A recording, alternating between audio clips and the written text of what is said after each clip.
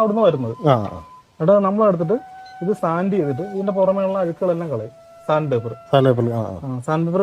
ചെയ്ത് കളഞ്ഞിട്ട് പിന്നെ ഇത് റോ ബാമ്പുവിന് എപ്പോഴും അതിൻ്റെ അകത്തൊരു വാട്ടർ കണ്ടന്റ് കാണും, ഒരു ഈർപ്പത്തിന്റെ അംശം കളയാൻ വേണ്ടി ഞങ്ങൾ തന്നെ ഒരു മെത്തേഡ് കണ്ടെത്തിയിട്ടുണ്ട്. ആ പ്രകാരം ഇത് ട്രീറ്റ് ചെയ്യും. ഇത് ഹീറ്റ് ചെയ്തിട്ട് ട്രീറ്റ് ചെയ്യുമ്പോൾ ഇതിൻ്റെ അകത്ത് കംപ്ലീറ്റ് ഉള്ള ഈ വാട്ടർ കണ്ടന്റ് മൊത്തം പോകും. ഇത് ശരിക്കും ഉണങ്ങുമ്പോഴേ നല്ല ശുദ്ധമായ നാദം ഇതിൻ്റെ അകത്ത് വരത്തുള്ളൂ.